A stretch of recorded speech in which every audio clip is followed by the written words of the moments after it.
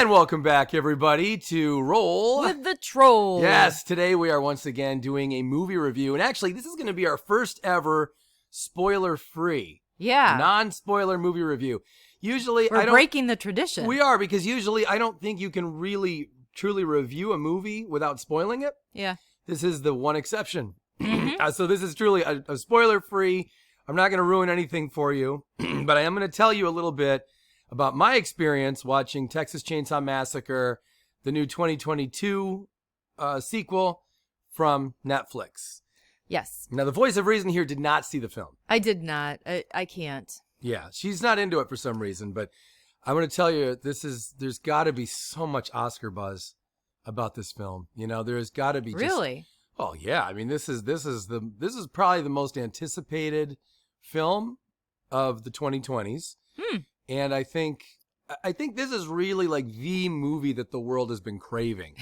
And that we kind of need, you know, coming out of this 2 years of COVID and all this stuff going on, the lockdowns and all the bullshit, that finally we can come together as a world and be unified by this Texas Chainsaw Massacre sequel. All right, I got you now. So you really like this, huh? I'm afraid I did not. Like I've never been a big Texas Chainsaw Massacre guy. So I am definitely fucking around when I say that this is like a great film. Oh, you got me. Yeah. Let me explain a couple things here. The first film, okay, let's go through our Texas Chainsaw Massacre history, and then I'll talk about this one. If you go back to the very first film in 1974, that was more of like a classic. It was so unique at the time. It was so different.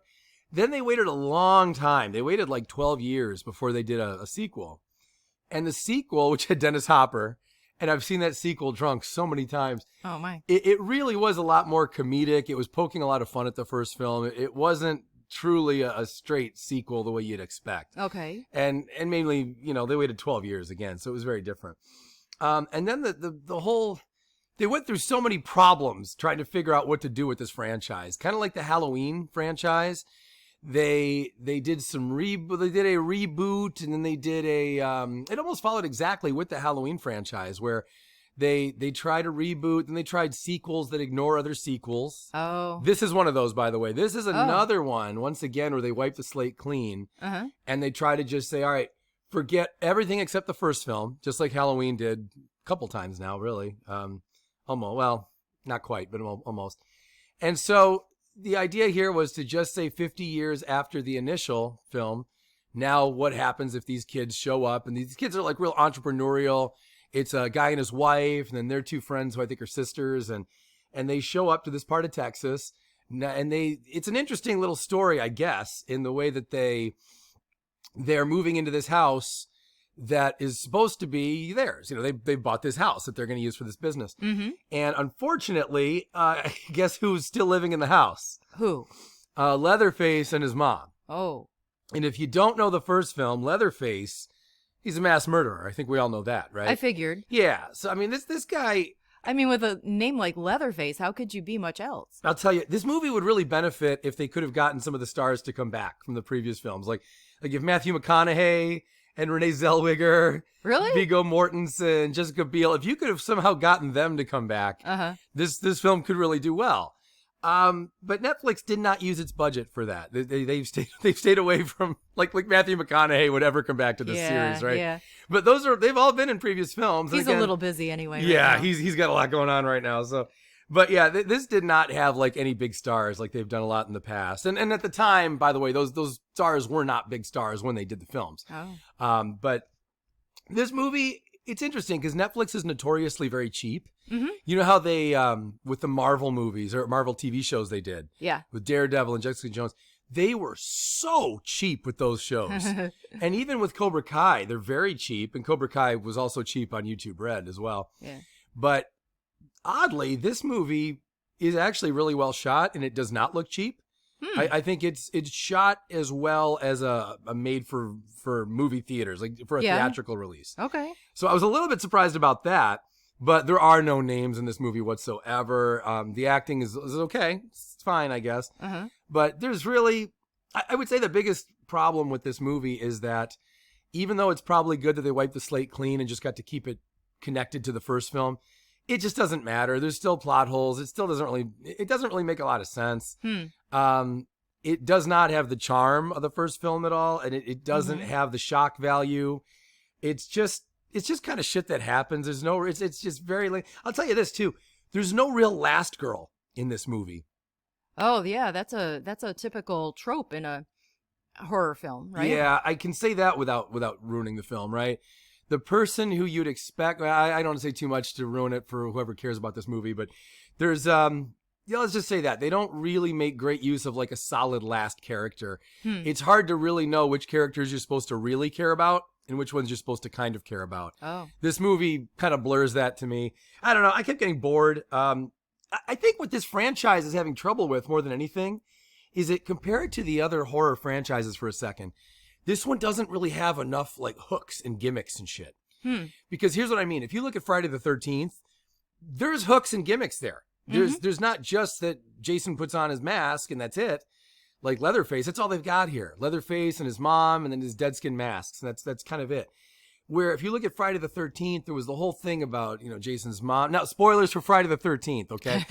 But Jason's mom was the killer, and then Jason was a young boy, and then he committed a murder, and then Jason grows up, and now he's haunting and killing these kids, but over the murder of his mom, much like she was killing over the murder of him. So it's a whole thing. And so there's at least some story there. And then they took that further and further, where at one point Jason really was killed off for a movie, and you had an imposter, and they did some things with the story to give you different hooks and different bumps along the way. All right? Okay. So as much as Friday the 13th is considered all the same, it's really not.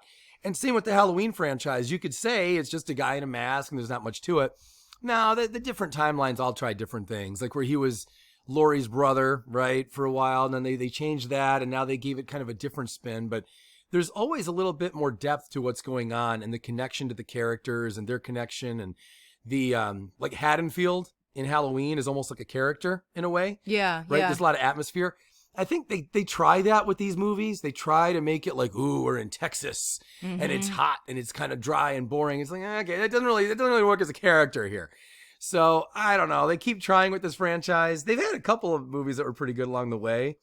I think that remake, they did a remake in 2003 that a lot of people really liked. And then they tried going back. They did a prequel in 2006 that was kind of cool. Some people sort of got into to a degree. But this is probably not the best way to reboot the sequels and to give a direct sequel to the first. I think we're probably going to end up having to do this again in a couple of years, and then probably again a couple of years after that. Yeah. I think 100 years from now, people are still going to say the first one's the best one. So I'm not familiar with Texas Chainsaw Massacre really at all. So do they ever give like any backstory to Leatherface, or I mean, kind of, not enough to really care about, but okay. No, look, he loves wearing people's skin over his face. Ugh. Now, and the funny thing is, it's like, is he doing this because he doesn't want to get recognized and thrown in jail? No, he just thinks it's cool, I guess. And yeah, what is that all about? Who I mean, knows? look at he's got a full head of hair, so why does he need a new face? I mean, play up your attributes. He's got long, luscious locks in this picture. Yeah, but he's still not getting any pussy, and that's the problem. It doesn't matter how. Is that the issue? That's the problem. When he lives with his honey, mom, a chainsaw is not going to get you there. He's like 50 years old. He's living with his mom, 60 years old. It's not a good situation. Yeah. It's just not a great movie. The characters don't make you really care that much about them. It just kind of happens, and there's not enough real setup to make you really care about them. And it's another one of these movies too that it's set in the South in Texas, and they don't necessarily want to make the South look good, which I think is kind of lame as well. So anyway, so if you're interested in the film, obviously it's on Netflix. Netflix made this themselves. And just going back to my point about the budget, I am surprised that they made this look as good as it does, because if you want to save money, like Netflix is notoriously known for, right? If you want to save a few bucks on production, this is the movie to do it. You could have kept the same kind of 70s kind of production that the first film had, right? And frankly, the sequels had too, for the most part.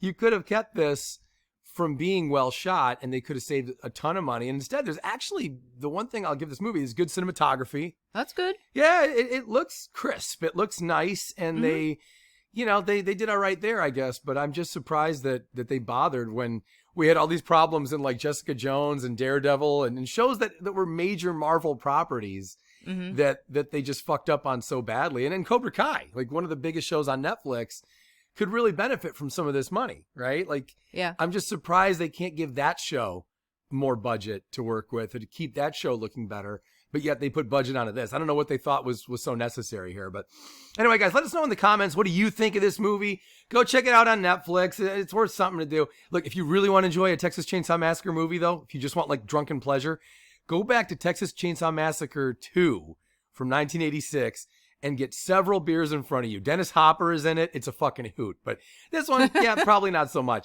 Let us know what you think. We'll see you tomorrow. Hit the like button, subscribe. Yeah, don't forget, like, subscribe, all that other shit. Our videos are not great, as you can see here. We address like all kinds of silly films and such, but jump on, subscribe with us. We got fun stuff coming in the future. I think our videos are awesome. You think our videos are awesome? Yeah. Well, I do too, but I don't want to sound like we're being aired. All right, fuck it. Let's go that route. This is the best YouTube channel you're ever going to find, okay? There's better commentary here than anywhere else. We're better than Campia, right? I mean, that's for sure. Campia's got like a nice polished show, and he's like a legal expert. We're not beholden to any powers that be, so. Right, yeah. Campia really wants to swing off Disney's nutsack, right? Yeah, we don't do Very that. much. So we don't do that at all. So at least with us, you get something honest, obviously. So, all right, guys, we'll see you next time. Thanks so much for all the support. We really appreciate it.